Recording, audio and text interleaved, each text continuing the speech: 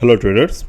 तो आज हम लोग फिबोनाची को समझेंगे और निफ्टी को कैसे फिबोनाची एनालिसिस पे Fibonacci structure, Fibonacci extension, Fibonacci retracement और फिबोनाची के जो टारगेट बेस्ड एनालिसिस हैं इन पे कैसे ऑब्जर्व करके ट्रेड किया जाता है, इस पे हम लोग बात करेंगे।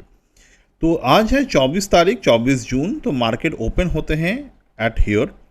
अब हमें पहले फिबोनाची को समझने के लिए फर्स्ट जो हमें यहाँ पर करना होगा that is identify the Fibonacci analysis based swing. तो यहाँ पर हम लोग आते हैं, तो यहाँ पर मैंने मार्क किया स्विंग हाई को। सिमिलर टू दैट यहाँ पर मैं मार्क करूँगा स्विंग लो को। तो पहला स्विंग हाई और पहला स्विंग लो हमने मार्क कर लिया। अब इसी तरीके से हमें मिनिमम 4 स्विंग हाई और स्विंग लो चाहिए। तो यहाँ पर हम लोग देख पा रहे हैं that is the swing high formation again. यहाँ पर जो है मार्केट में स्विंग लो फॉर्मेशन दोबारा से किए। तो even before applying the Fibonacci structure हमें मार्केट को स्ट्रक्चर को समझना होगा। तो यहाँ पर स्ट्रक्चर मार्केट में कैसे बनाए, सी वहाँ ए से लेकर बी तक अगर मैं मार्क करता हूँ that is a downside. Then अगर मैं यहाँ पर बी से लेकर सी तक मार्क करता हूँ, वही जैसे कि बी से लेकर सी तक मैं अगर मार्क कर रहा हूँ this is the upside. Again C से लेकर डी तक अगर मैं मार्क कर रहा हूँ this is again a down side. तो फिबोनाची थ्योरी हमें क्या बताते हैं, अगर मार्केट का जो नया सपोर्ट है, जो न्यू सपोर्ट मार्केट में अवेलेबल है, वो अगर प्राइस के ओल्डर रेजिस्टेंस के ऊपर है, यानी कि नया सपोर्ट अगर मार्केट में बनता है वो अगर प्रीवियसली बना हुआ कोई भी रेजिस्टेंस के ऊपर बनता है बिना उस रेजिस्टेंस को क्रॉस किए, तो मार्केट में हमें उस पर्टिकुलर समय मार्केट को एज अ बुलिश रिप्रेजेंट करते हैं। मतलब टेक्निकल एनालिसिस, फिबोनाची एनालिसिस उस वक्त के बुलिश प्रेजेंटेशन हमें करते हैं। तो अगर आप ध्यान से इस पर्टिकुलर एरिया को ऑब्जर्व करेंगे, तो मैं यहाँ पर जूम करता हूँ चार्ट को, अब आपको दिखाई देगा मार्केट में यहाँ पर हाई बनाए, यहाँ पर लो बनाए, दोबारा से हाई बनाते हैं मार्केट, दोबारा से लो क्रिएट करते हैं। अब ये जो हाई है और ये जो लो है, ये अपने प्रीवियस बना हुआ हाई के ऊपर मौजूद है। देयर इज द हाई 23,895.3 पे। सिमिलर टू दैट मार्केट ने जो लो बनाए वो है 23,932.1। ओके, अब ये जो न्यू मार्केट में बॉटम बना, ये प्रीवियसली बना हुआ हाई के ऊपर है। दैट इज द मीनिंग कि मार्केट स्ट्रक्चरल जो है वो स्ट्रक्चर, मार्केट के जो स्ट्रक्चर यहाँ पर मौजूद है, structure become bullish over here. ठीक है, तो स्ट्रक्चर बुलिश है। अब स्ट्रक्चर बुलिश है इसका मतलब ये नहीं है कि आप यहाँ पर ब्लाइंडली बाइंग करेंगे। हमेशा एक बात याद रखिएगा, स्ट्रक्चर बुलिश होने का मतलब ये नहीं होता कि आप ब्लाइंडली बाय करें। स्ट्रक्चर बेरिश होने का मतलब ये नहीं होता कि आप ब्लाइंडली सेल करें। स्ट्रक्चर बुलिश है अगर मैं आपको यहाँ पर कहूँ, देखिए स्ट्रक्चर बुलिश है हमारे थ्योरी के अनुसार और मार्केट बहुत ऊपर की तरफ चला गया, मतलब 100 पॉइंट के अराउंड मार्केट ऊपर की तरफ चले गए। So no, that is not a right way to understand, क्योंकि यहाँ से अगर मैं ब्लाइंड बाई करूँगा तो वो गलत होगा। अगर आप यहाँ पे नॉर्मली ऑप्शन बाई करते हैं तो वो भी गलत होगा। हमें यहाँ पर क्या करना है, ये स्ट्रक्चर मार्केट में बन गए ऑन 1044। अब हमें मार्केट में माइक्रो स्ट्रक्चर को ऑब्जर्व करना होगा। माइक्रो स्ट्रक्चर यानी कि यहाँ पर मार्केट में ये जो सी पॉइंट है इसको हम लोग दोबारा से मार्किंग करेंगे एज अ 1। देन हम लोग ये जो डी पॉइंट है इसको मार्किंग करेंगे एज अ 2। ओके, हम लोग पहले हम लोग नॉर्मली ABCD से काउंट कर रहे थे, अब हम लोग 1 2 3 4 से काउंट करेंगे ताकि हमें समझने में सही हो। तो this is the 3, hate is the 4। ठीक है, ये जो नया लो बना है मार्केट में यहाँ पर 4 है। अब ये चारों को अगर आप कनेक्ट करते हैं प्राइस वाइज तो आपको क्या दिखेगा, फ्रॉम 1 यहाँ से लेकर यहाँ तक लोअर हाई मार्केट फॉर्म किए और यहाँ पर मार्केट ने फॉर्म किया हायर लो फॉर्मेशन। तो लोअर हाई और हायर लो फॉर्मेशन, ये जो दोनों फॉर्मेशन यहाँ पर हमें देखने को मिले, ये दोनों को मिलाकर बनाते हैं कौन से पैटर्न, दोनों को मिला के मार्केट यहाँ पर बनाते हैं there is a triangle pattern. ठीक है, यहाँ पर जो है वो ट्रायंगल पैटर्न है।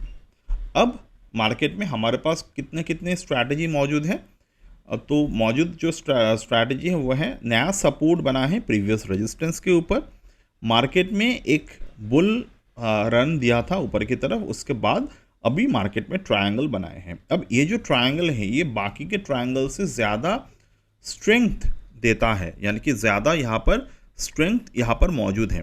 क्यों? क्योंकि मार्केट में यहाँ पर जो नया सपोर्ट बना है वो प्रीवियस रेजिस्टेंस के ऊपर है। ये बात सुनने में आपको बहुत ही ईजी लगेगा, but it is very identical way. आप कोई भी मार्केट को देख लीजिए, अगर इस तरीके के स्ट्रैटेजी आपको दिखते हैं, you will definitely win 8 out of 10 trade. ठीक है, तो ये स्ट्रैटेजी बना गया हमारा। अब हमारे बारी आते हैं टारगेट की। टारगेट कैसे मिलेंगे? जो हमें पहले B2C के जो हाई और लो मिले थे, तो हम लोग रिवर्स पे इसको ड्रॉ करेंगे, यानी कि C से लेकर B तक हम लोग इसको ड्रॉ करेंगे। अब ये फिबोनाची मैंने ड्रॉ कर दिए। Right now what I can see observe over here, अगर मैं यहाँ पर बाई कर रहा हूँ तो मार्केट जब तक 61.8% के नीचे नहीं जाते तो हम लोग यहाँ पर स्टॉप लॉस नहीं डालेंगे। मैं अगर आपको यहाँ पर ये बताता हूँ कि you should put the stop loss at below 23,932, that will be wrong. ठीक है, क्योंकि मार्केट यहाँ पर ब्रेक हुआ 974 पे, तो बट हमारा जो टारगेट है, जो हमारा स्टॉप लॉस है, वो हम लोग यहाँ पर प्लेस नहीं करेंगे, हम लोग प्लेस करेंगे 61.8% के एरिया पे। वाई? सी, मार्केट जो है यहाँ पर जो पैटर्न क्रिएट किए हैं, it is a confirm pattern in a one way, but हमें हमेशा याद रखना होगा कि जब हम लोग इस तरीके के पैटर्न पे फोकस करके ट्रेड कर रहे हैं तो हमें मार्केट को रिट्रेस होने के समय देना होगा। Market definitely could retrace between the 924 922 again इस एरियाज पर, और अगर किसी कारण से मार्केट 61.8 को तोड़ देते हैं तो हमें यहाँ पर देखना होगा क्या मार्केट प्रीवियस बना हुआ इस रेजिस्टेंस को तोड़ता है कि नहीं। तो डेफिनेटली ये जो ट्रेड सेटअप है, ये इसके वाइड लिमिट जो है वो ज़्यादा होते हैं, बट इसका मतलब ये नहीं है कि हम लोग इस पर्टिकुलर ट्रेड स्ट्रक्चर को नहीं कर पाएंगे, क्योंकि यहाँ इसके टारगेट्स भी बहुत ज़्यादा होते हैं।